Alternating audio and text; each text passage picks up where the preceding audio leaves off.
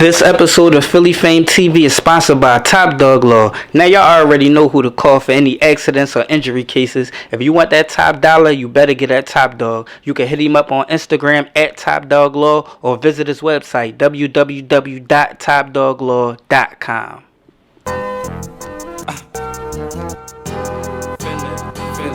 Philly Fame.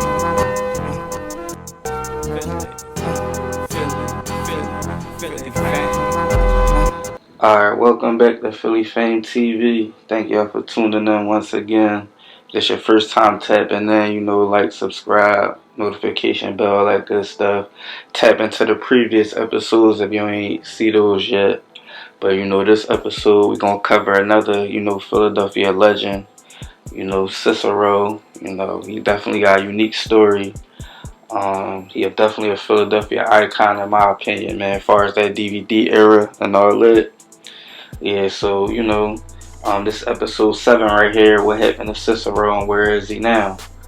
I did an interview with him back in 2017, the end of 2017, and we had dropped it in a couple different clips. So some of them came out at the end of 2017, and some of them came out in the beginning in January 2018. We covered a lot of his story. We ain't get into his whole background and all that, but mainly like his rap career. We touched on a lot of that. So for this particular episode, we're going to dig a little bit into all of that we did in the interview, and I'll give y'all some backstory on him as well. And without further ado, let's get right into it.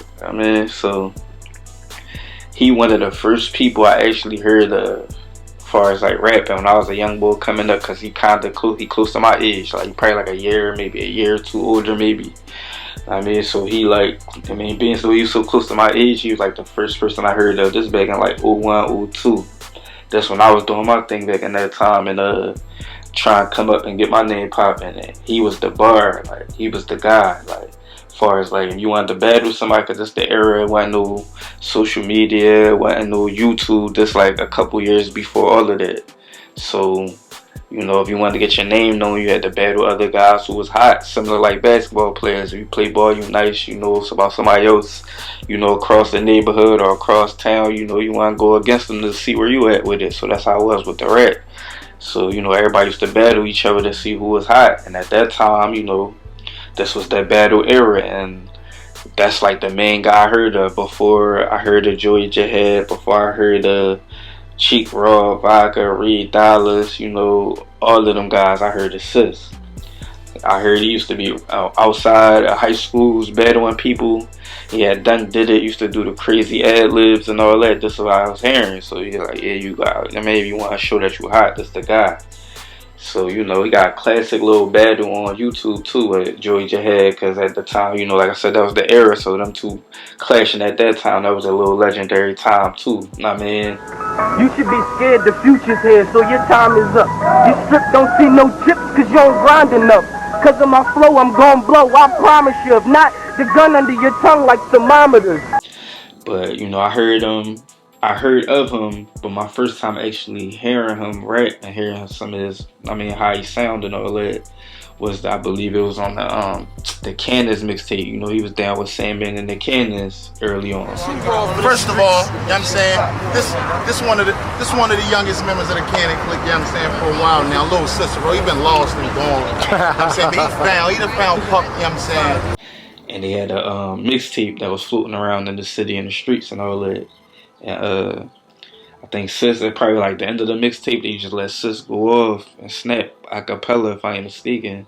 And that's the first time I heard it. That thing had a little buzz off that. Candace was Sandman and Candace, they had the wave at the time. So, him being with them definitely boosted his name and his status up even more than he did when he was running around doing his battles.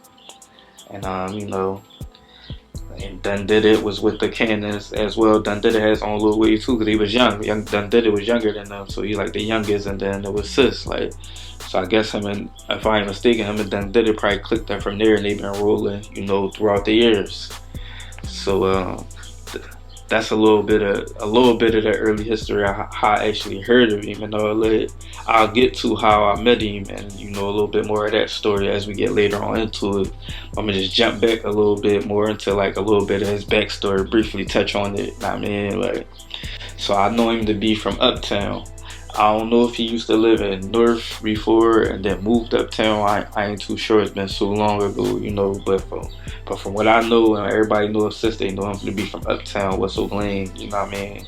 So that's what he reps. Similar to Cass, I mean. So I don't know if he moved from North to Uptown like Cass did, or if he just was straight Uptown. But from what I understand, it was him and his mom. I don't really know if his dad was around. I ain't too sure. He went to William Penn High School.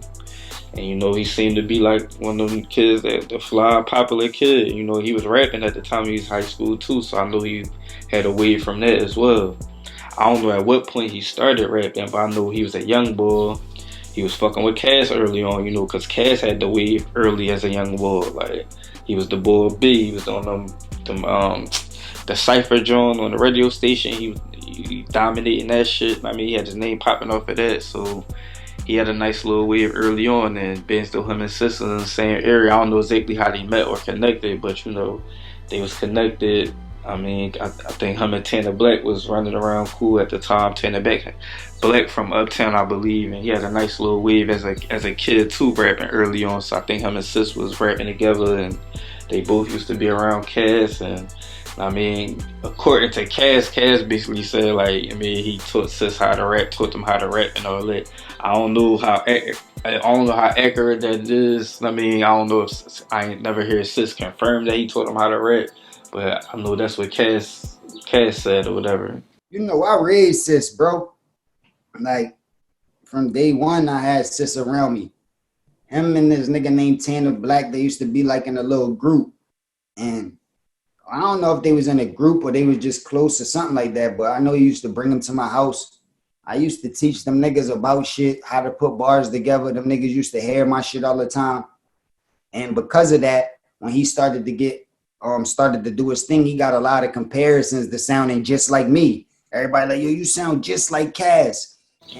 So shortly after, sometime once he started getting this buzz going, start getting known, the Cassidy comparisons was there. Like, people used to say he sound like Cass. I mean, that was like one of the things that was hanging over his head early on, but he still was nice. Like, nobody took that away from him. Because a lot of people was sounding like Cass. When Cass started popping, like, he changed the way a lot of people was rapping at the time. A lot of people in Philly and, abroad. I mean, it spread around. Like, a lot of people was influenced by Cass. So, but Sis had that over his head. Like, and that kind of started the tension between them, because they had their little issues back at this time, and they both kind of say the same story about each other. Like, according to Sis, he said Cass was getting frustrated.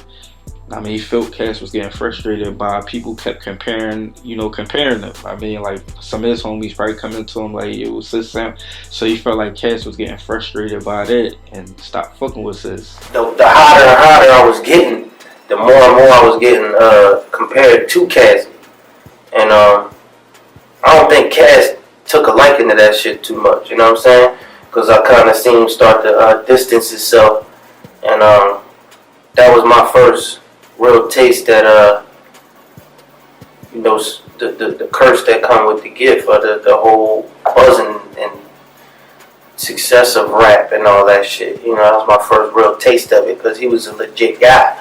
He had a deal and all that. And then according to Cass, Cass said he felt like Sis was getting frustrated by the comparisons to Cass, and he start, acting different to Cass. And it went from like, when you're trying to get nice and they say you sound like Cass, it could be flattering. But after you feel like you got your shit together and niggas keep comparing you, you could get frustrated. So the frustration started leading to niggas saying and doing shit. So that's where it seemed like we had some type of beef and all that. But there wasn't no real shit. So, I mean, it's crazy that they both say the same thing. Like, so similar to like how Mike and Kobe type rivalry in a way. Like Mike, I mean, a lot of people say Kobe, everybody say Kobe just like Mike. I mean, there's people that compare them and say who better and all of that, and they was competing against each other. So it was something like that at that time, you know, because Cass was the guy at this time. Cass was him, as far as the bars, rapping, he was on and all that. So he was the bar in the city. So the one joint I seen Sis on, as far as like the DVDs and all that, when the DVD era kicked off, you know, he had a crazy verse on the Tour Off of the Streets joint. I think it was Starlito's Way. It might have been Starlito's Way. Him and Ness and Creed, they was like the highlights of that joint. Like, I remember some of my homies I was around at the time, we used to debate about that joint, like, cause Creed, that's the Creed joint. Creed had the sour apple green. I mean, that's what some of my homies love that joint. They used to be talking about that verse. And Ness killed that joint too. So a lot of people used to be fucking with Ness, but I really was fucking with Sis verse. I feel like Sis burnt that joint. I used to be fucking with Sis like heavy, like. I mean, if I taste for cash, I'll reap your stash, running your spot, 100 shot, Jason Mass, and to make some cash, look, I'm a fire first, when I clap, my cats sound like fireworks, and it's hard to hold that shit, to get paid, grab grenades and throw that shit. And then he had another joint, another Heavy Spitters DVD. I mean, according to him, he said he had a verse that kind of started that DVD, you know. According to him, I don't know if Slick ever confirmed that. I did an interview with Slick. I'm not sure if he ever confirmed that because it was a minute ago. But according to Sis, he had spit a verse that, you know, got that DVD rolling. I mean, I wouldn't take that away from him, because when Heavy Spitters DVD first popped off, you know, he was on it. I can't remember. I think it's Big Cousin to my man and shit, Aaron and shit, and Aaron had introduced Cooch to me, and he had Rick with him one day. And Coach was just like, let me hear something. And then tapped Rick. And Rick pulled out the camera. And I'm like, oh shit, y'all got a camera? So, you know, around this time, I was starting to get used to people just pulling cameras out in front of me. So I'm like, I don't know what the fuck y'all gonna do with it, where it's going, but oh well, y'all can have this verse. It'd be crazy. And then before I know it, it was on niggas' shelves, and niggas see me like, oh, you the boy from the DVD. And that's when that shit started picking up. So around the DVD era, I was one of the most popular motherfuckers from the DVDs. And if you willing to die, the heat's able to click blow. So get low like Bleach label. And each table that I bagged up at got a bill on it to chill on it. Add up that, and after you add up that, then add up this. 8 shots in the cylinder, Magnum shit. Let the lead pop, red dot tag 'em shit. Fuck a handgun, I 50 shot random shit. But he did have a classic verse on that Heavy Spitters joint that a lot of people used to recite. Like, just back when everybody, I mean, the DVD era kicked off, it was heavy. It influenced a lot of people in the city. Everybody used to watch them DVDs and, you know, spit people verses and favorite bars from them joints. So Sis had that joint on Tour Off of the Streets, and he had a joint on Heavy Spitters that people used to, I mean, fuck with heavy. Niggas call me the virus, got a sickening flow. My punch bars off the hook when I'm hitting the drum. Fuck a job, cut a pie, then get me some dough. And your block don't pop, cause you get rid of it slow.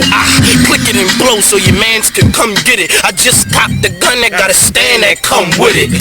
I want digits, when I spit it, it's hot dog. My car like a jar, to get in it, take the top off. So like I said, the beginning of the DVD era, you know, Sis was there. Like, so before the DVD era kicked off, he was one of the guys that I heard of. Like, a lot of them guys, I didn't never hear of them till I seen them on the DVD. Like, I mean, with the exception of Ness, because, you know, Ness was on the Figures mixtape and all that.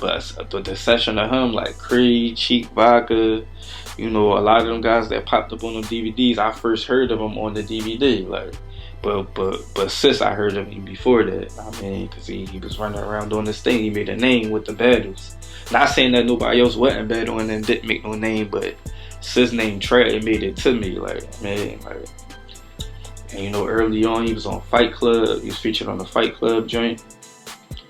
I mean, he had a battle with the guy, I believe his name was Axel. So yeah, I mean, he was making his rounds on everything that was smoking and that was popping at the time. Sis was on it, like. I mean, he talked about the time he was rapping for Kiss and Yonkers, battling in front of him.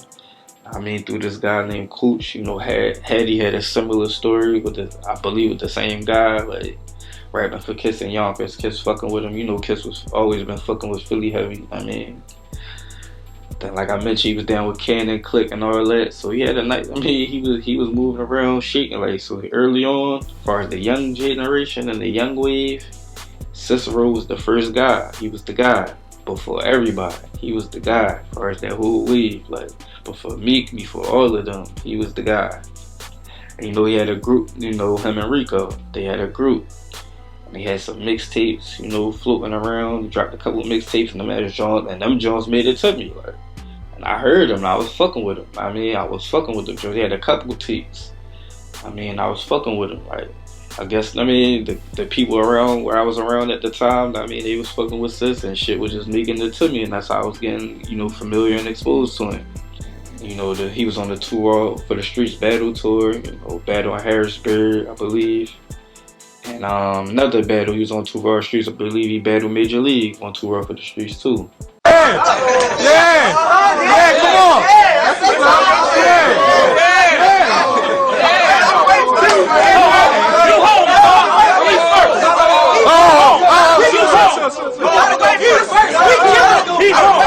Flip a coin. Flip a coin. You know, used to see back in Club Flu days, used to see him down there. He was down there heavy. You know, he had a classic moment on the first Bananas DVD we did. Like, we opened it up with the Club Flow scene outside of Club Flow, Crazy Cypher. It was that's what Halloween was out there talking. He was basically introducing the situation. Then, you know, then Sis opened it up from the rip. He jumped right in his bag. And that's when he started snapping on Cass. That's the first DVD, I mean, that he jumped on where he was going at Cass. That's around the time when he was going through I mean, when he was pretty much letting it be known he tried to be compared to Cass. Like, so he was just spitting his verse regularly and then, you know, at one point he said, FYI, I'm too deep to get compared to Cass. I mean, that's when he was letting it be known. And then got into his little bag, and, you know, that was big because that was the first time he did it, and it was on our first DVD, and that opened the DVD up. You know, had Spittage out there. Spittage was jumping his bed. Joey Jahad, that's when a lot of people didn't know who Joey Jahad was at the time. We knew if you rapped and you was in a mix, you knew who he was, but he wasn't on no DVDs at the time when he jumped on the in the cypher outside of Club Flow. He wasn't on nothing yet. So, but we knew who he was because Had used to be around. So had he jumped on that joint, it was a crazy little cypher out there. I mean, and that was legendary for our first DVD, Bananas DVD, and that joint went crazy. But, you know, the more and more I kept hearing it, and the more and more it kept weighing on me. I'm like, yo, why everywhere I go, niggas want to compare me to Cassie now, but I've been rapping the same way since I came out. You know what I'm saying? Niggas. So after that, I was like, fuck it, man. I feel like the nigga throwing shots at me, and he just not saying my name. So let me send some warning shots. And my warning shots was always like, I would say, what I say? Something like, something about I'm too deep to get compared to Cass. Like, fight guys wild when I'm the one with the gun with the Cyclops eye. So bet something if you bet nothing pop, beef like sex, be strapped to catch something hot. I'm that wise, that's why I wear the mag. FYI, I'm too deep to get compared to Cass. You heard it here first. Say it again. Too deep to get compared to Cass. Right, and you heard it here twice.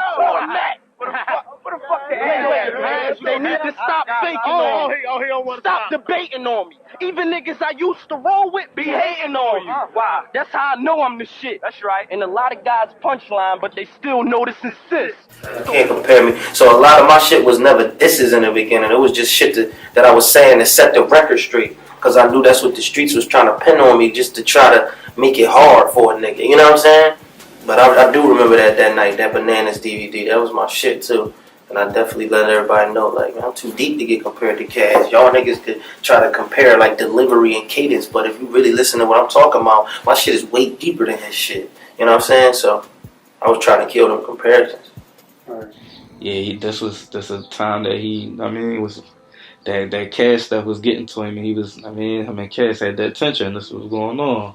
He said when he first was rapping to Cass, according to Sis, he said Cass never said that he sounded like, he said that never was an issue at first. He said he always rapped, according to Sis, he said he always rapped the same, and he rapped in front of Cass, rapped to Cass, and Cass never said nothing. He said, you know, as time go on, that's why he believed other people, you know, must have hyped it up, and that's kind of, you know, turned it into something. That was a big thing hanging over his paws. He paused all that, but that was hanging over his head for a good part of his career early on. So Sis said what really made him diss him on the Bananas DVD the way he did was Cass had dropped a freestyle, and, you know, niggas told Sis, like, you know, Cass dissed him on the jaw, like.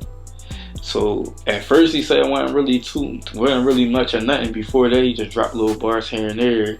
But once he heard that John when he went at him and Murder Mook, that's when he snapped. Like, that's when he snapped on and responded to him pretty much on the Bananas DVD. Kind of picked all the way up before it died down, cause he kind of really fucked it up when well, he didn't really fuck it up. He kind of helped make me way bigger when he went to Smack DVD, and this is when Cash was on fire. Back when that I forgot the name of that freestyle he did on the Smack DVD. The incomparable nigga, you can't stop the unstoppable nigga. I'll pop a shot to you niggas. And I was like a pop to you niggas. I gave you a flow, adopted you niggas. I did a lot for you niggas. And this the fucking thanks I get. You my son, you should thank my dick. And he was there with Swiss and a couple niggas, and he had dissed me on there too. When he dissed me on there, he made me real big. He made New York really pay attention. You know what I'm saying? And that we filmed that in like 2002, 2003, and I believe it came out in 2004. I mean, so that was the first time he aired that out on camera. So side note, I mean, I met Sis back in like 02, 03. I mean, and the way I met him was I actually tried to battle him at first. You know, he was cool with somebody I was cool with. My man Vito was cool with one of Sis man. So, you know, he was cool with Sis too. So one day, you know, he was talking to Sis on the phone. I woke up on these like, yeah, I got Sis on the phone right now. Like, how I let him shit bad. And he basically felt, my man Vito felt like I was nice, and he felt like, you know, to get my name up. And to get me really, you know what I mean, see where I'm at with it, I got to battle Sis. So he was trying to line that up. So he had Sis on the phone.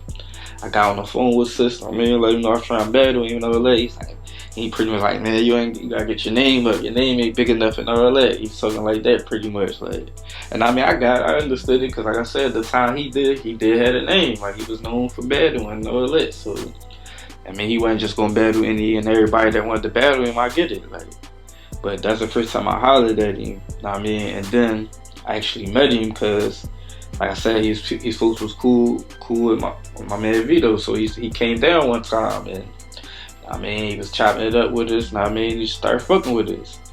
And then he used to come through. This when I was up Island and shit, living up Island at the time. He used to come through. I mean, he fuck with us, like. Man, got cool. I mean, I had the gas at the time, crazy gas at the time. He'd come through smoke. I mean, then eventually we had a little cipher. I mean, we was all smoking and chilling. We had a little cipher. And I mean, that's when he really got to hear me spit in person. I got to hear him spit in person. I mean, I was fucking with his shit. Like, he definitely killed that joint, and he was really fucking with me heavy. Like, so we had a nice little rapport from that situation, like him coming through. I mean, we actually did a song together at the time. You know, everybody that was around, you know, me, him, and Merk. I mean, Merk was there at the time. I mean, like, yeah. So that's kind of how I met him. I mean, me and him got cool and all that. And you know, from that point, he been on a bunch of our DVDs. I cop it, I chop it, I whip it, I bag it, I flip it. I stack it, I read it, I stash it, I'm being specific. I cop it, I like it, I pop and be fleeing them bitches. I load it and cock it and throw it, ain't leaving the witness. The pot on the boil, you would drop to the oils in minutes. I jar it, I cook it, I stir it and serve to them niggas. I'm rapping, I hustle, I muscle, I'm working with digits. You sleeping, I'm scheming, I'm creeping, I'm working with biscuits. Like, he was on Bananas 1, dropped 1.5, he was on Bananas 2, he was on a bunch of them joints. Damn near everything we was on. Everything that we dropped, Sis was on it. I mean, including the infamous, notorious Silverback season DVD, which we'll get to, you know, later on in the joint. But, man, Sis had a close rapport at one point in time. I've been to his crib multiple times. He's been to my crib multiple times. I mean, so that's a little backstory on, you know, me and Sis, how we know each other, how we met and all that, you know. And Hollow through Hollow and all that, he was cool with Hollow. So Sis was one of the guys who was around early on, like. So, and then I know him aside from that, like I said, through my folks' videos. So that's the little backstory about that. So now let's get back to regular scheduled programming. Let's get back to the beef with Cass. So before it died down, according to Sis, it picked back up. Once it died down a little bit, then it picked back up after the Smack freestyle came out. Then they had their little throwing shots back and forth. And then he said at some point, Sis was down with Gang, which we'll get more into that later. But he said Sis said a story about, they was in Denver or something like that. Denver, yeah. And he had tried to battle Cass and tried to set it up through Game and Swiss, tried to get him to pipe it up through Swiss, and Cass ain't want to do it. Cass was basically saying like, no, y'all trying to get me better, my young boy, and all this and there. So they ended up not battling, and everything was everything. You know what I mean? But according to Cass made it seem like, according to him, he said he made it seem like he seen Sis, out like with Game when he was with Swiss, and he basically ran down on Sis to see what the problem was on that type time. Like, so that was his version. That's Cass' version, and Sis' version was a little different. But we'll get into Sis and Game situation a little bit later on. Like, but they officially squashed the beef. Sis said Cass invited him to New York through one of his folks that Cass, they had mutual person or whatever, mutual folks. And one of his folks was going up there to see Cass and holler at Cass, and Cass told him to bring Sis up there so they could, they could talk and squash the beef and do something together. So that's what happened. Sis went up to New York. Him and Cass talked, he squashed it. Then they did a song together, Under Construction. We ended up going to New York just to link with him. Like, he was like, yo, bring Sis up, you know what I'm saying? Just so we could talk, you know what I mean, and do this track and all that, like basically squash the beef. So we talked, squashed the beef, and did a track all in one night in the studio and shit up in New York. And that was the Under Construction record on that. Yeah, Lost in the family. Philly, this for y'all. It's the virus, and I ain't come for discussions. I came to put the fucking game under construction. They already know, lyrically I'm destructive. I came to put the fucking game under construction. When that record came out, that was basically to let niggas know that the beef was over with, it was dead, you know what I'm saying? But yeah, we basically squashed it that night when we did Under Construction and shit. So that was the end of that. The end of that situation. And now I'm gonna take a quick commercial break to bring y'all, a quick word from one of our local sponsors. Yeah, we at the right spot. Dang, you got more horses than a Hellcat. Oh, you must be the one in charge? Yeah, because they said it was harder to catch than my ex-wife boyfriend. Shake a hand, meet a friend. Now look, I ain't gonna hold you long like a man with no arms, but look right here, this is called 12-12, and I ain't talking about the time because it's 8:43, and I'm like 3 salons behind. But I noticed you was using Suave on little Darius' head, and that ain't gonna work out. That's like wearing a gown to the wedding and wearing a tuxedo to bed. But if you had something that was economical, powerful, and it was safe, oh, you said conditioner? I thought you never asked. See right here? They come together like butt cheeks. And no, that's not mayonnaise and that's not lemonade. It's just plant-based like a tortilla pack. Yeah, minty fresh. You know about that, right? You know how sometimes some people here have morning breath at night? See, don't panic. It's organic. Now, if you have something that cleaned everything except bad credit, especially on their hair, and you got a chance to see it work, because I'm going to be honest with you, the way his hair look, after you get done washing it, he going to look like that group, Nappy Roots. So that's why you should get the HBO special. You know what HBO mean? No. You get to help a brother out. And see, let me show you what else it comes with. Look. Yeah, shout out to 12 hair care products. Make sure y'all tap in, check them out. Black owned company. They got for women and men and children. Top quality hair products. They're available in all the hair buzz across the city, and y'all can tap in with them on, IG and all that. Follow them at 12. And now let's get back to our regularly scheduled program. Sis had a little back and forth with Cheek Raw, during the Two Raw of the Streets era, when Cheek was him, when Cheek had his wave during the Two Raw of the Streets, and Sis was wavy, Sis was wavy, like I said, Sis was that early wave, so Now Cheek Raw coming up, so they had their little situation. You had went through a little back and forth with Cheek Raw at one point in time, and this was at the height of his, situation with 2 Off the Street. So like, what was that all about? And did y'all ever get past it, like squashing it, or did it just die down?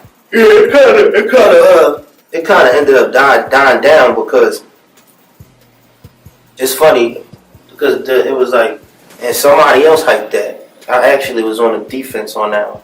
I never was really known for starting nothing. I used to always have to defend myself, you know what I'm saying? And it was all through something personal, some old personal bullshit that happened that a nigga didn't like or something that really wasn't my fault at all. And the nigga went and told Cheek like, yo, go ahead and come at the nigga Sis. And the nigga did it. So I ended up coming back at him to defend myself and just letting niggas know, don't come playing with me like that. I'll fuck you up, and then you'll be working extra hard trying to put your career back together. So that's all that was, just rap competition. Me and Cheek. According to Sis, he had responded, to something that Cheek had jumped at him, came at him first, I guess through, somebody hyping somebody up. According to Sis, and Cheek just went at him and Sis responded, I don't think I did an interview with Cheek. I don't think I asked him about that. I ain't too sure. But according to, Sis, that's how it happened. Cheek just came at him. He responded. Then eventually they got cool over the years, and I think they did some music together too. So I want to touch on this battle with Bugsy, Club Flow, because I was there this day. It was during the time of Bugsy and Takedown.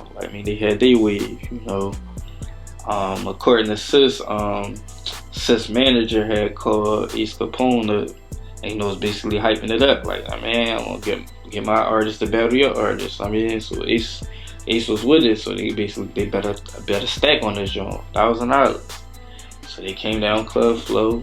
I used to be down Flow heavy, so I was there this night. I didn't know they was gonna battle. They just having a battle this night. And Sis came through, Bugsy and them came through. Bugsy had the mink coat on and all that, man. It's back, like I said, back takedown day, they was getting to it, And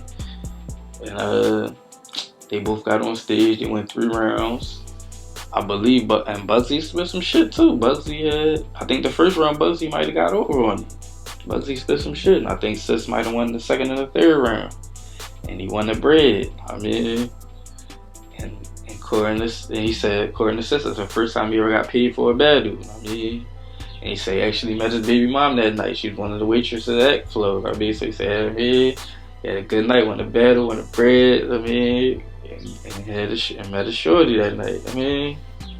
So that was a crazy little jump. So I definitely witnessed that. That was probably like 03, 04, maybe somewhere around there. If I ain't mistaken. Now let's get to the game situation. Sis said his manager called him one day. That's after Sis was wavy, had a buzz. He said he was at a point where he was trying to get to the next level. He felt like he hit a ceiling in the streets as far as his buzz, and so he was kind of down on himself as far as his career because it wasn't that happening yet. They said get this call out the blue. His manager yo, come meet me at the Wachovia Center. Pretty much you got a situation, you gotta come down. So he said he ain't really knew what was going on. He just met him down there. And he said it was a concert at the Wachovia. This back when they had the Wachovia Center.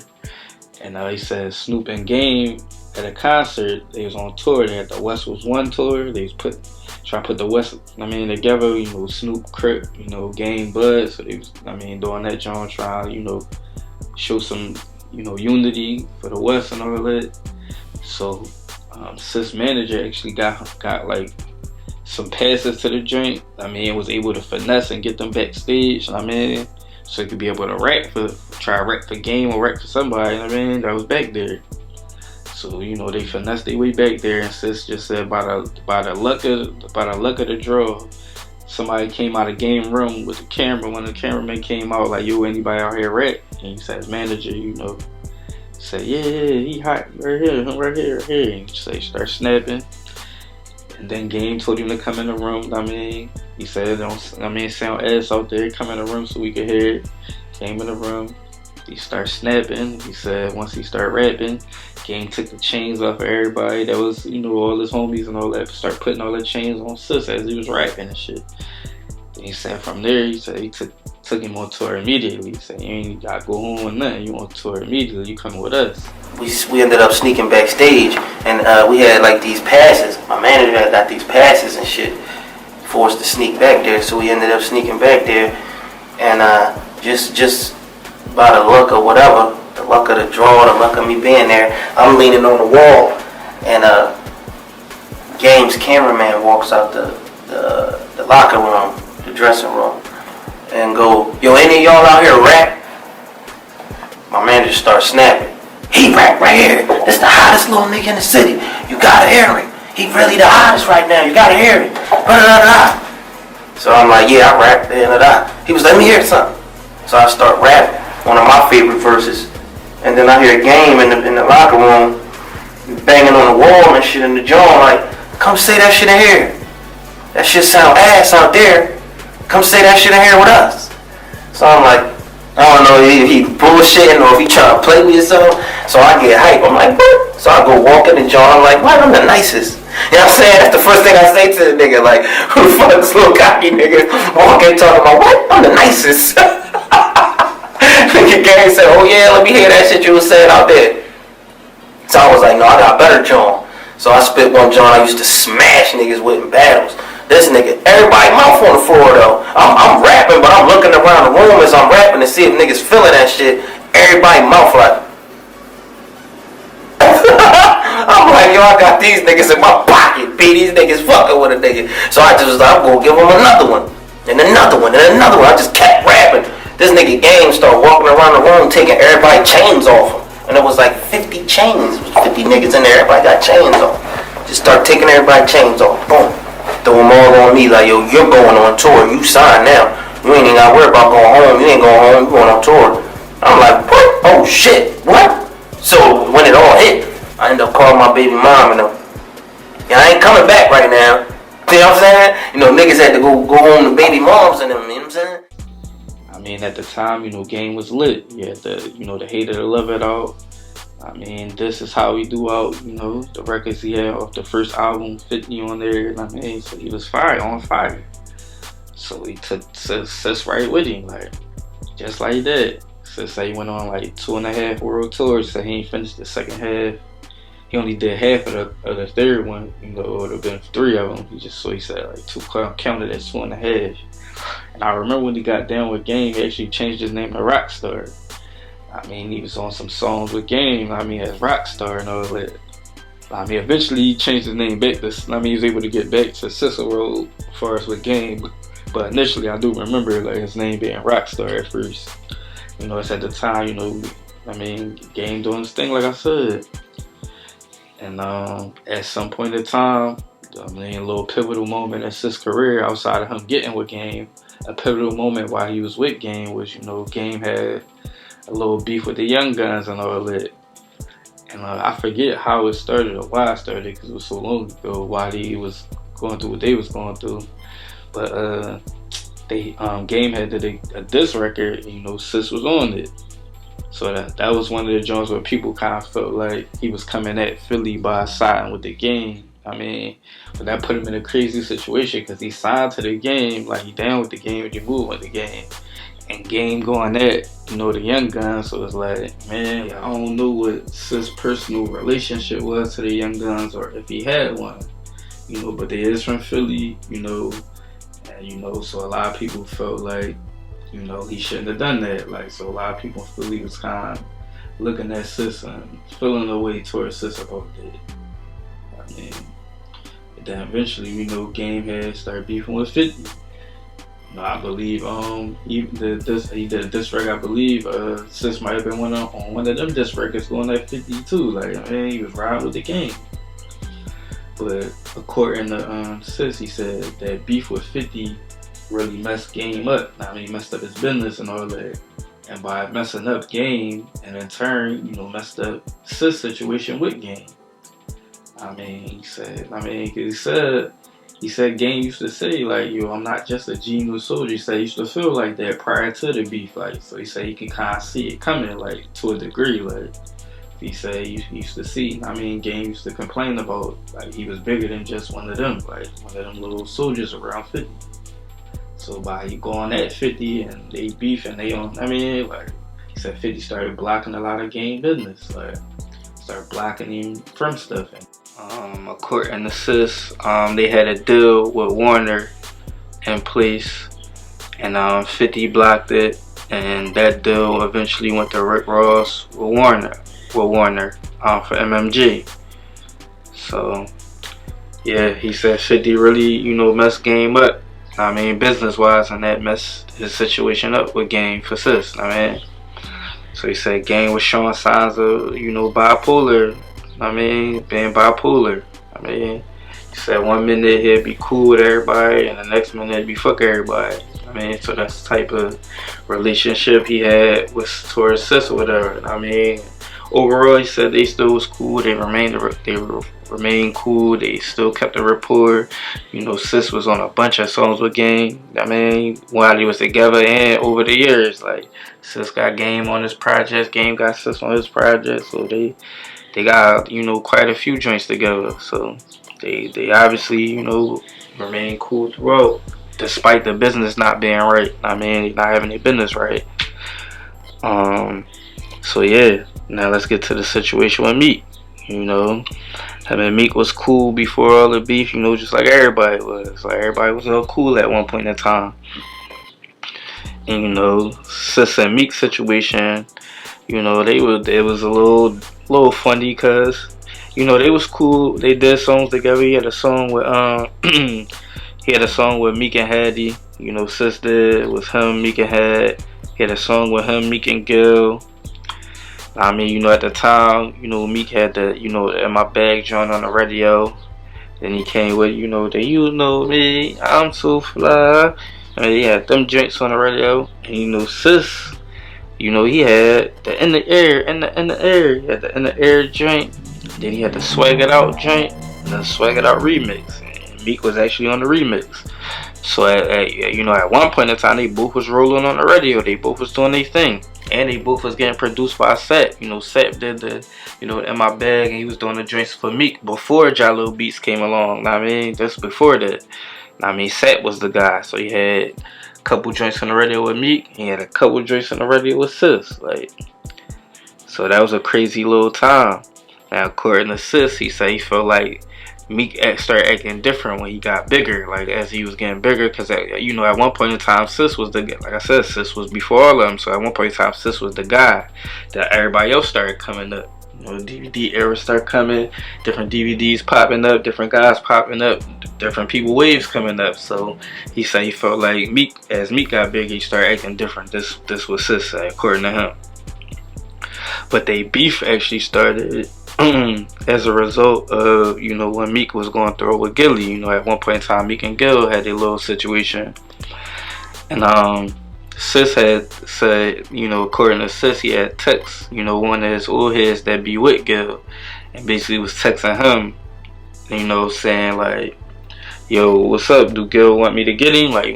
Basically insinuating, like, do Gil want him to jump in it and get at Meek? Cause I think Meek had dropped a diss record or said a line in a song towards Gil about it. If I ain't mistaken, it was so long ago, I don't know if he dropped the song or if he just was talking about Gil. But Sis basically said, yo, you want me to get at him? And according to Sis, Rico ended up getting a hold of the text message. And at the time, him and Rico wasn't on good terms. So it went from Rico, then Louis V ended up getting it, and this at the time Louis V was down with Meek and Dream Chasers, and Louis V showed it to Meek, and then Meek started going in on Sis. I think he posted him on Instagram or Twitter, posted a picture of him, and basically had a caption going in on him, calling him a punk. Saying he wear fake Jordans, all type of stuff. Sis obviously felt some type of way about him going at him like that. And then Sis came with the diss record One Shot, dropped a diss on him. And I believe he dropped another diss record too, if I ain't mistaken. I don't think Meek ever responded. I mean, I don't think he ever responded back, so it was pretty much kind of over after that, just died down. Now, him and Rico's situation, you know, he said they kind of fell out over, you know, Allen Iverson deal. You know, at the time, you know, Iverson was the Sixers. You know, he in the city. You know, Iverson used to rap too. So just at the time, he had a little label and all that. And he actually had a group, you know, LNS that was signed to him. LNS used to be on Club Flow. So I remember saying it was two of them. Then one of them, you know, ended up being down with Freeway later on, named Scolito. He ended up being down with Freeway later on at some point in time. I mean, it was right around with Freeway. But yeah, LNS was both signed to Iverson. You know, he had the guy Ty Gracie. And then, you know, he had Cyssero. He was trying to have Cyssero and Rick on the roster. But, you know, they was around him at the time, but he was trying to sign them. Now, according to Sis, he said Rick basically turned down the opportunity. They was on the studio. He was trying to get everybody on the song, you know, and try and put, I mean, so he could put this movement together and get everybody down with him. So he said he put one of his beats on, I guess from one of his producers. And everybody, you know, was supposed to jump on that joint. And he said when it was Rick's turn to get on it, you know, he ain't want to do it. And Sis said Rick was always funny about rapping with everybody. He ain't want to do stuff with everybody. He ain't fuck with everybody pretty much. You know, so Sis was, he says, according to Sis, I mean, he said he was trying to convince him to do it, letting him know, like, I'm going to do it, like, you know what I mean? You might as well get on this joint. Like, so Sis said he went ahead and did it. And when it came time for Rick to get on, he didn't do it. So he said Iverson can't, you know, reached out to their manager and let them know that, you know, they wanted to sign Sis, but they didn't want to sign Rick. You know what I mean? And Sis, according to Sis, again, like, this is all from him. He said, you know, Rick felt some type of way about that. And, you know, and that's how, you know, they ended up getting into a little physical altercation, you know, behind that. You know, I guess he said Rick felt some type of way about, you know, that. Sis felt like it was some jealousy there, you know. And so they had, well, he said it wasn't a fight. According to Sis, he said it wasn't a fight, but, you know, they did get physical and it was like some tussling and all that. Like, but eventually they did, you know, they met up and talked and they was able to get past it, but, you know, they both went their different directions. So Sis and Rick as a group was no more. I mean, but they did have a nice little run. Like I said, they had a couple of little mixtapes I was fucking with, like, for sure, like, so. They was on DVDs together, multiple DVDs together. Even the Bananas DVD I was talking about earlier with Sis on there going that cash, you know, Rick was right there spitting too, like, I mean, but he wasn't going that cash, so he just was rapping. But yeah, they had a nice little run, but that was the end of it, you know, from the Allen Iverson situation. So back to Meek, you know, back to Meek and Sis. Like I said earlier, you know, Meek had this song in my bag, a few songs on the radio, I'm So Fly. Sis had his few songs on the radio. I mean, Kev was fucking with both of them, like, so they both was rolling, you know. And then at some point in time, you know, 08, Meek ended up going to jail. He caught the gun situation. So once he got locked up, you know, it was all Sis. It seemed like all Meek momentum, all the momentum he had, it all went to Sis. It seemed like everybody that was sliding with Meek, that was fucking with Meek, that was behind Meek, they all got behind Sis, bro. Like, Sis was on the covers of the DVDs and the mixtapes that Meek was on. Now Sis on them. I mean, even Charlie Mack. I mean, according to Sis, I mean, Charlie Mack, you know, he was behind Meek. You know, then once Meek went to jail, you know, he started fucking with Sis. Sis, they hit him up, reached out to him, linked with him, said he was fucking with him, and, you know, he was trying to fuck with him. And, you know, at the time, you know, at this time when Meek got locked up, it was people who was talking. I ain't too sure he was going to come back. You know, the gun case, they felt like he was going to sit for a couple years for that. So everybody, you know, wasn't sure that he was going to come right back home from that. So a lot of people was trying to look for the next thing. Like, cause Meek was smoking. He was on his way. Everybody knew that. Once he got locked up, they was like, damn, like, it might be over for him. Like, a lot of people felt like that. I mean, it's easy to look back in hindsight because he bounced out of it, but at the time, in the moment, everybody didn't see that coming. So, you know, So according to Sis, that's another reason why him and Meek kind of had tension, or they wasn't on the same accord like they was before, because Meek and Sis was on the radio at the same time with the same producer. And then once Meek went to jail, he felt like Sis, all Sis songs was getting spins, and Meek's spins wasn't getting wasn't getting the same love he was getting when he was home. So that's according to Sis. He said, Meek had said that, reached out to Kev and mentioned to Kev that he wasn't feeling only hearing Sis songs like that. So that's part of where the tension come from too, according to Sis. I gotta keep saying according to Sis, so y'all know this is from his perspective and his side of the story. It's always another side to everything. But Sis had a nice little run at this time with them songs, and them songs got him shows, and he's running around getting a bag.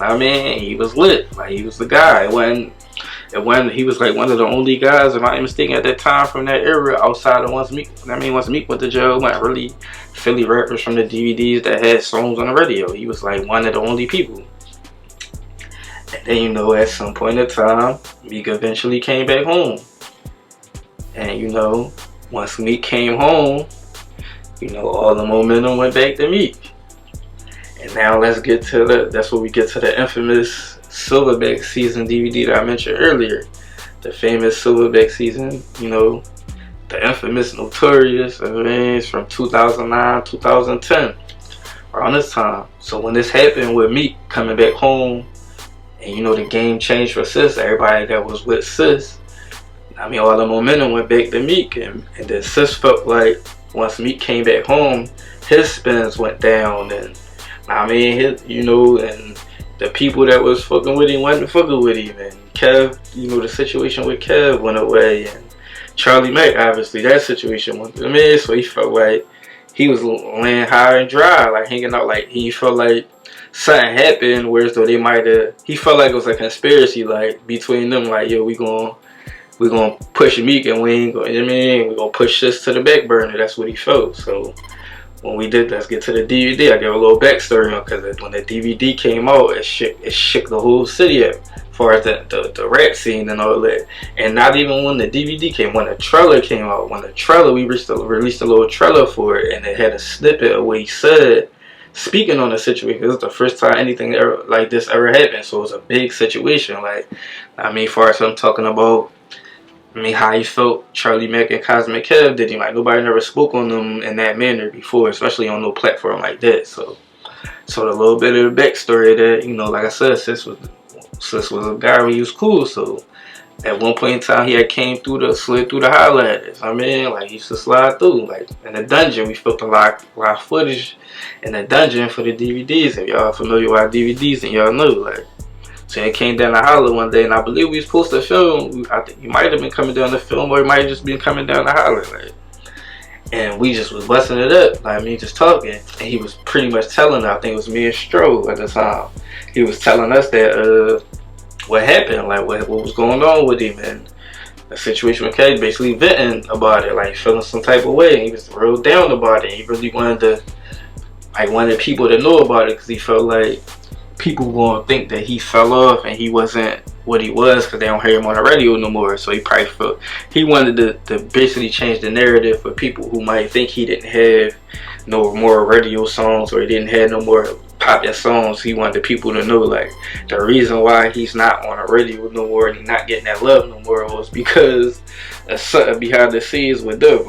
So once he kept the way he felt about it, he was like, fuck it, man, we just gonna do a little interview. We're gonna do the interview, and if you wanna say it, then you wanna put that shit out there, basically do you. We gonna rap with you, so we fuck with Sis. We knew it was gonna be crazy for him to say it and put it out, but we ain't think it. I ain't think it was gonna turn into what it turned into. But yeah, so that was. Once he put that out there, it was a crazy. Got crazy report. I'm talking about crazy response. I'm talking about before the DVD even came out. When I give y'all a little backstory that never been told a story before. Before the DVD even came out, just a trailer drop, Gil had hit me up about the John, and I mean was asking me about what Sis said and all that on the phone. What Sis was talking about, he was kind of laughing in a way, like he wasn't taking it serious. He was kind of like biting off of it. And, you know, so one day we had slid up on good down the back cave. We had went down there. He was talking about it and all that. I mean, basically talking about Sis and how Kev felt about it and all that. So like I said this before, the DVD came out. It's just a trailer, just a snippet from the trailer. Like, so yeah, so that was crazy because, you know, Gil and Kev was cool at the time. They was, man, right hand, probably still to this day. Like, they was real cool. So, you know, Gil was reaching out on behalf of Kev behind. I don't know if he was doing it on behalf of Kev or he just was doing it to figure out on his own, like, what was going on. But he really wanted to know what Sis said because the DVD went out. So then the DVD comes out, and like I said, man, the DVD in the stores, bro, like, like the store owners and tell said, if you wasn't around, if you don't know about the DVD, you didn't see it, you don't know nothing about it. The people who had the stores at the time, the store owners, bro, like they got stories about that DVD, about how people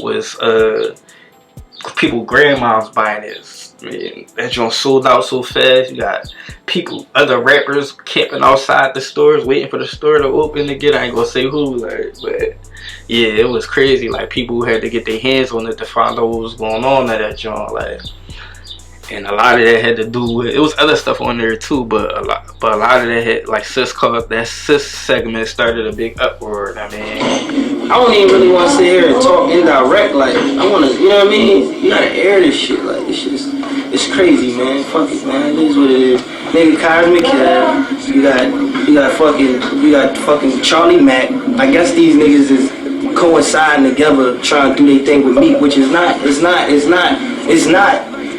like, it's not a bad thing. It's good. Do that for him. You feel what I'm saying? But at the end of the day, a nigga like me, I deserve and have to have my own lane. To, you know what I mean? To have my shit doing the numbers that it's supposed to do. Like, the way they doing me right now, I ain't supposed to be getting done like that. You feel me? Like, I'm supposed to be able to have the streets and have the radio. Like, I'm one of the niggas. I already proved my point when I did Swag It Out in the Air, Swag It Out remix. Like, you know what I'm saying? And it's just not cool how niggas is trying to play niggas out. They trying to block niggas out from succeeding and getting this money out here. Like, and you know, and I asked him, you know what I mean, we'll get to the interview a little bit later. I asked him in the interview about that, but yeah, so when Meek came home, the game changed, and, you know, that's when he put that out there.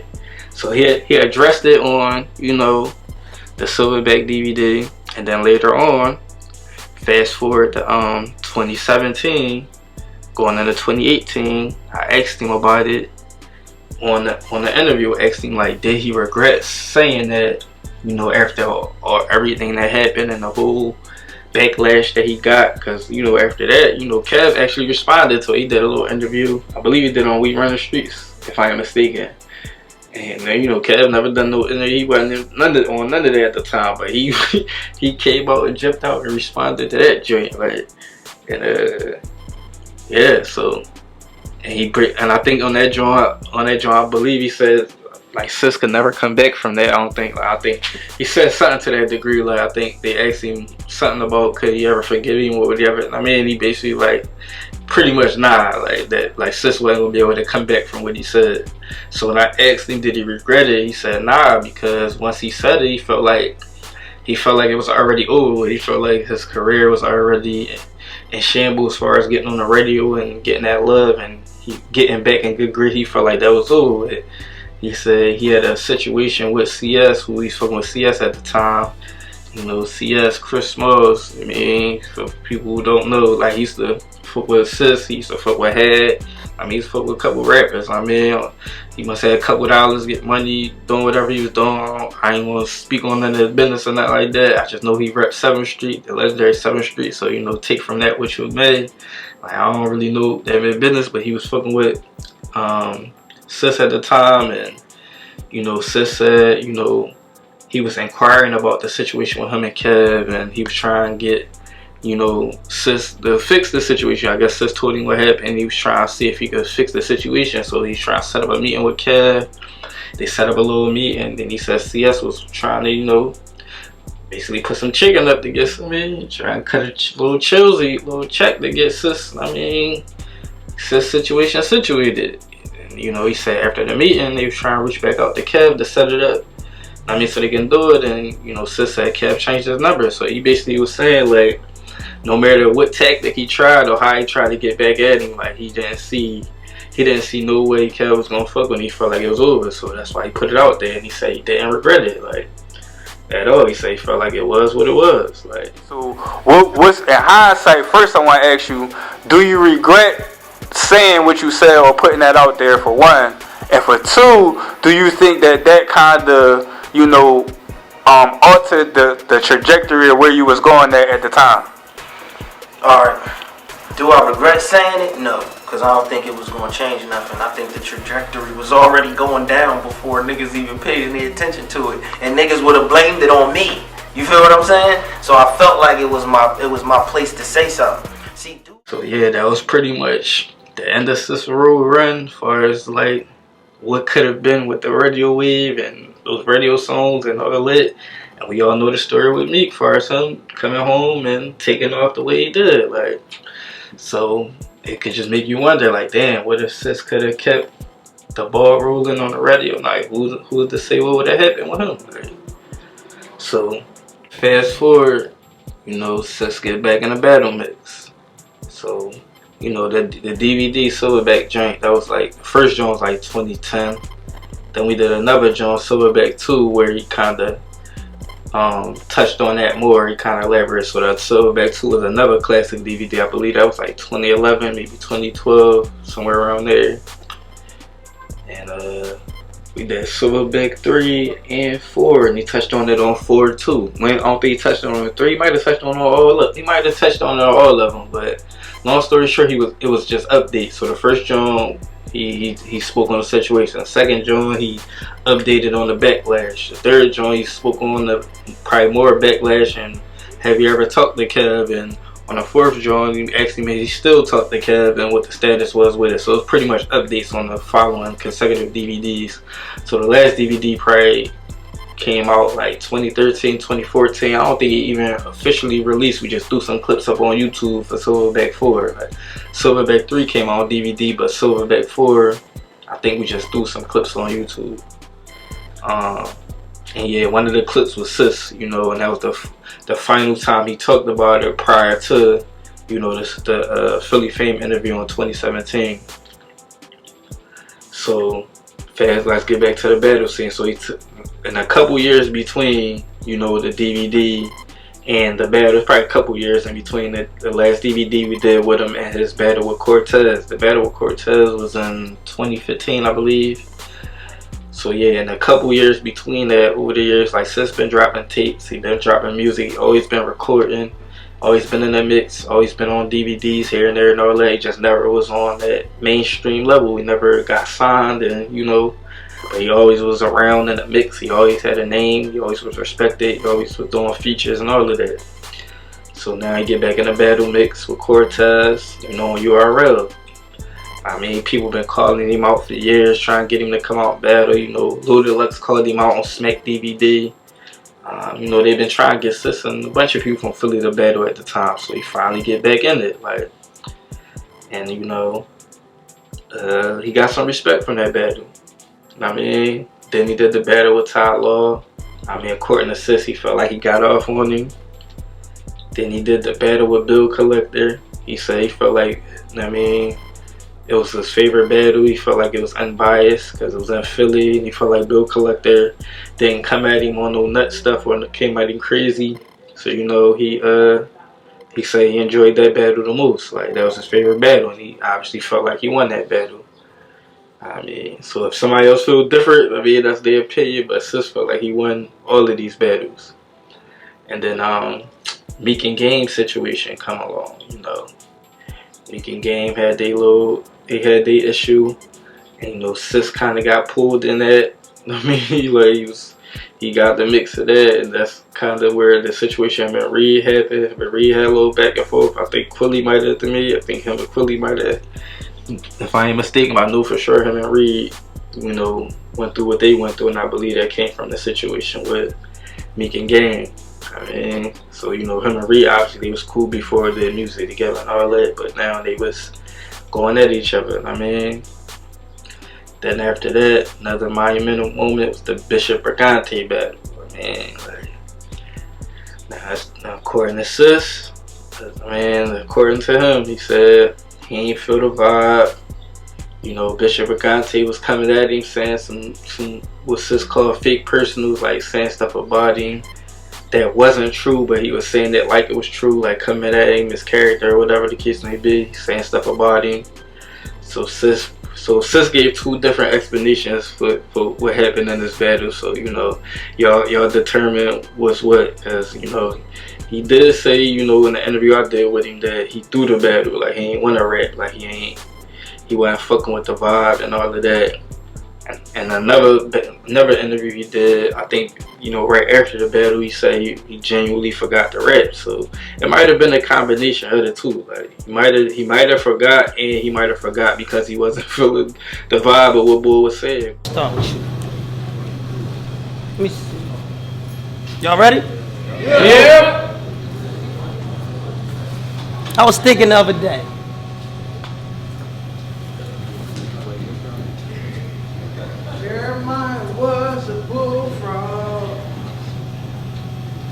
Once I get this first line, we gonna take off.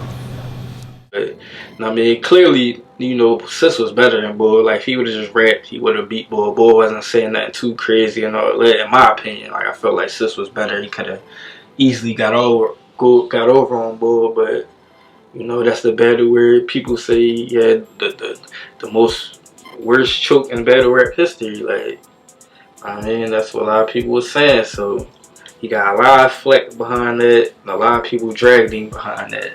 I mean, so this is following the situation with Reed and people feeling like he going against Philly again, like when he went at Young Guns for Game, and now he feel like he's sticking up for Game when Game going at Meek, and, you know, so, you know, that narrative was, you know, Sis going against the city, and now he have this choke in this battle, so, you know, it really, you know what I mean, it took a major hit to his legacy, like, you know what I mean, because mind you, like I said at the time, before that, he was known, when it came to battle, he was known as one of them guys, like, he ain't had no chinks in his armor or none of that, like, he was official tissue, similar to Cass. It was crazy because their stories real similar, you know, Cass got back into the battle rap too, people would call him off the air, you know, he came back and had in the battle rap, and then he had a, you know, a subpar performance, not like the Sis with the Bishop Brigante battle, but, you know, Cass had his issues early on in his battles too, like, so, you know, that's crazy how they story intertwine like that.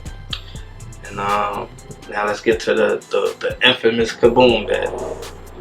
Crazy, man, like, this was crazy, cause, you know, this I got me the interview. That's part I believe, if I'm mistaken, he reached out because he wanted to, I mean, that's one of the things, and I wanted to do an interview with him anyway, because at the time I was interviewing all the people from that era, so, you know, it could have been a mutual thing. I ain't gonna just say like he reached out, like, I mean, like, it probably was mutual, like, so we sat down and do the interview right after the battle, and, you know, said, like I said, Sis was feeling some type of way about it, so, you know, we got into his story. The interview wasn't just about the battle, obviously, but, you know, we got into that point at some point in time. Like, so we went through a story, and then we got to that battle. Like, and that's pretty much a big part of the interview, and pretty much like the end of the interview, because that was like the part that he was ending off in the story. That was the current part where we was at. So in the battle, the interview, he pretty much said like how he felt like they lined him up, and I mean, it wasn't a good look, and I mean, he said how he felt about them towards them. Like, I mean, and which ended up being like, I mean, some strong accusations to say somebody lied you up. I mean, that's attacking the credibility of their platform and all of that. So, and really, Boom wanted to battle me, and to be honest, Boom needed a look from somebody who was already getting good looks. And I was one of those people that was getting good looks. I was when they talked me into doing it, they was basically saying, "Oh no, this is business. This is just to get the shit rolling, so people will look this way." And I think a good way to make people look this way for the battle league is to have y'all two battle. And I'm like, cool, we can do that, you know. But the only way I'm fucking with it is if I actually mean something to the actual battle league, like a heavyweight there, like somebody that's gonna always be on the card. I don't want to be used for a stepping stone to help build your shit and then left and to the wayside like fuck you, thank you for helping us. You see what I'm saying? And the only way that could happen is if we do it like that, and if me and him battle, we don't use any fucking personals, because I was already through with the fake personals at the Bishop Brigante battle. You know, that interview came out and it did what it did. And Stiz and Boom reached out. And they wanted to respond to what Sis was saying, because they felt like he was lying and he didn't tell the whole story. So, you know, it was only right that, you know, I allowed them to, you know, respond based on what he said. Like I say, he had some strong claims, some strong accusations, and that kind of attacked the credibility of them and their platform. So they had to, you know, respond. But they ain't feel no type of way about it. Like, they was pretty much like, yeah, that's good content. Like, I mean, it's cool that you did the interview with him. Like, they weren't tripping off of it at all. They was like, I mean, that's what's up. Like, it was a good drawing and all that. Like, they mean, like, it's just, he wasn't telling the whole truth about some stuff, and we want to clear some stuff up and say our piece. All right, cool. So, you know, they folks, you know, obviously Boom people, I'm cool with them, so it wasn't no big deal or whatever. Like, but if y'all know that those of y'all that watched it, y'all know, like, it started off cool. They just, you know, responded or rebuttal into what he said, playing some of the stuff he said, then rebuttaling it, and then, you know, Boom just got in his bag, like, it started snapping, like, I mean, that's all he ever was to me. That's all he will ever be.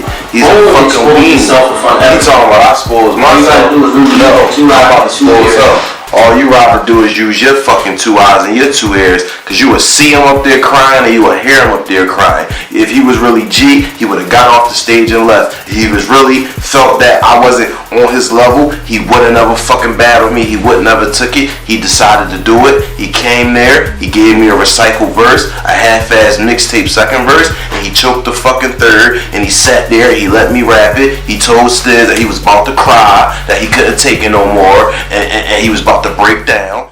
And in hindsight, look at that. I mean, he definitely went. He went over. I mean, he went crazy at the time, but I didn't think it was as crazy as it was. That's how I watched it recently. Like, Boom got in his bag, like, and that kind of caused a little situation between me and Sis, because Sis felt some type of way about that, even with me having them do that on there. You know what I mean? And, you know, in hindsight, I can see, I get it, I understand it. I mean, I can see it, because, like I said, Boom did go crazy. But at that time, I just felt like, you know, I didn't censor Sis. I let him say whatever he wanted to say about them, even though he wasn't going crazy on them and none of that. Like I said, he did have some strong claims about what they did, and he did attack their credibility.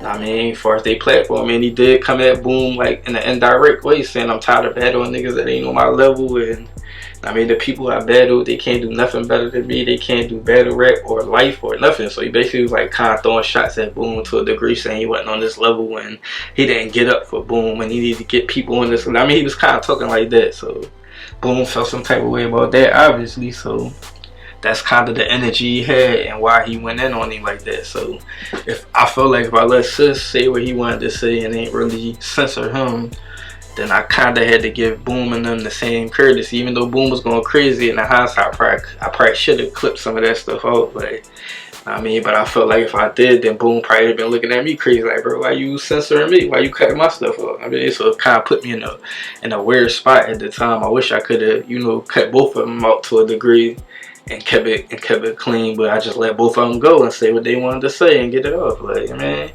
So Sis felt some type of way till he reached out to me. Like, man, he felt some type of way about me leaving that footage in there. Me and him had some words about it. Wasn't no beef or nothing. I mean, like, just like we had a little disagreement about that. Cause like I said, I felt like I let Sis get his off, so I had to let Boom get his off, even though Boom went way crazier. I mean, like, so like I said, in hindsight, I understand. I mean, I get it. I mean, in hindsight, I probably could have, but at the time, that's just what it was. Like, but like I said, man, it's just cool. Ain't what no. I mean, if I seen right now, no problem at all. Like we are like, but that situation definitely, I mean, caused a little rift, and I don't think them two ever got cool again. Like, I don't know. Like, and maybe they did. I might be tripping. Like, I think they probably did. Like, so let me not just jump out there and say that. But you know, that definitely caused a little crazy situation at the time. So now, fast forward past that.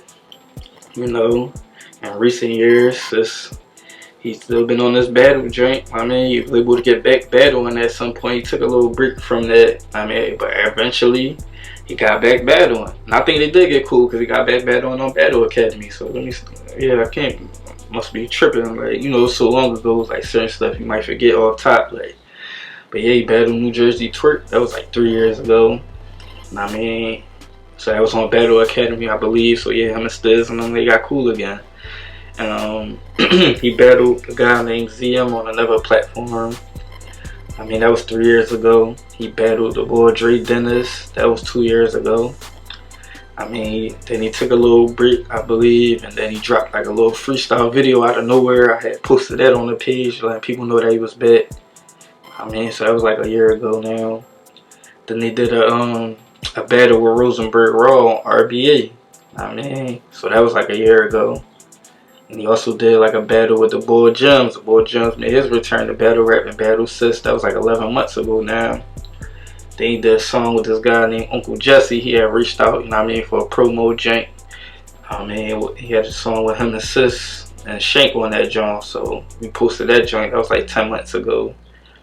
I mean, then he just recently did a battle on Battle Academy like 2 months ago. He battled somebody named Butter from the Block. I mean, so yeah, over the year, last couple years, I mean, up until as recent as 2 months ago, it's just been on this battle wave. I mean, so that's pretty much where he at today. Like, that's the most current thing I know of from Sis. Like, and in the meantime, in the between time, in the mix, like I say, he been still dropping songs and stuff like that here and there. Still building on the scene here and there, but today still on the battle type time. Like I said, story real similar to Cass, man. Both from the same area, both Uptown Wolves, both had legendary battle running their era. Like at one point in time, Cass was that guy, and nobody wanted to see him in a battle. And at one point in time, Sis was that guy, and I mean, nobody could really get with him in no battle. I mean, like, he was one of them people. Like, they both had a little run in the industry, even though Cass did it on a much higher level. Yeah, Swiss, and I mean, he actually put out albums and songs and singles and all that. And, you know, Sis was with Game. You know, Game was a major artist and they doing us thing and all that. Sis ain't never get a chance to experience that type of, I mean, success level, but he was around it. I mean, so he was around all the shit that Game was around, pretty much. So he got exposed to that lifestyle. He just wasn't on that level. Right? They both took both wasn't in the game for a period of time. Both took a little hiatus, and both came back to battle rap on URL. Like, they both had, like I said, you know, battles where they underperformed and, you know, stuff like that. Like, battles ain't go their way. Even though Cass, you know, say he ain't never lost a battle, he don't even, at least Sis admit like he messed up in battles and stuff like that. Cass don't admit that at all. Like, man. But they both got accused of being delusional in the interviews. Like I said, Cass said he never lost a battle. So a lot of people in the comments be like, yo, this guy's delusional and all that. And some of the stuff Sis was saying in the interviews about the battles that he was in, you know, some people say he's delusional and all that. What you know what I mean? So it's crazy how similar their stories, you know, really was from beginning up until current time. And that's gonna conclude this episode of, you know, what happened to Cyssero and where is he now. Like, I mean, currently, like I said, as of 2 months ago, he was still battling. Like, so that's pretty much what he doing today. I don't know as far as his personal life and all that. I know he got a baby mom. Like I said, baby mom at Club Flow. So, I mean, I assume he been a father, and I mean, taking care of his responsibilities. And for a song, he probably dropping songs and music here and there. I don't know if he dropped any new projects or nothing like that. He got any new projects coming out, but he be on Instagram. He don't post stuff all heavy and active all the time, but he definitely post stuff here and there, you know. So he's still around, still active, still rapping, still doing this thing. Shout out to Sis. I mean, like I said, it's my guy, it's all love. Even though we had that little disagreement over that, you know, Kaboom situation. You know, I knew Sis forever. It's like I know a lot of them guys. Like, I mean, so it's all love. So shout out to him. Definitely a legend, man. Definitely, you know, despite what his battle career became later on and the stuff that happened and the controversy with it, man, you can't take nothing away from bro. ability to rap. Like, nobody never say he was corny. I never heard nobody say he can't rap. Even though people compared him to Cash and all that, and he had that early in his career, nobody never said he was corny. Everybody always acknowledged that he was nice. Like, so that's something you can't take away from him. He's one of the first guys. He paved the way for a lot of people. A lot of people came up after him. A lot of people looked up to him. I mean, I definitely was a fan of his before I really got my bag and all that. Like, early on, I heard his stuff and I heard his tapes. I mean, I was a fan of Sis. Like, and I mean, I ain't ashamed to say that. Niggas you gotta give people their flowers and their respect. Like, I mean, I definitely was a fan of bro, listening to him before, you know, I got my bag and all the way in the mix. Like, so, I mean, I was able to meet him, work with him. I mean, all that. Like, we got plenty of stuff together. Like I said, we got a song together. We got plenty of footage. Got plenty of content with Sis. So, shout out to bro, man. I mean, salute to him and good luck to him and his future endeavors, battling and all of that. And I mean, and that's the end of this episode. Shout out to everybody that tapped in. Shout out to everybody that been tapping in. Shout out to everybody that been supporting. Make sure if you ain't, I mean, check out none of the past episodes. Make sure I check them out. Check out the Philadelphia series. Check out past interviews, episodes, ciphers, freestyles, all type of content, bro. Just check out the channel if you ain't never check it out, man. And stay tuned for the new content coming soon. Next episodes coming soon. All types of content coming real soon. Stay tapped in. Follow us on social media at Philly Fame TV on all social platforms. I mean, we got the t-shirts about to come back out, so make sure y'all you know, stay tuned for that pre-order link and the order links and all that coming soon. Alright, signing out, Philly Fame TV. We out here.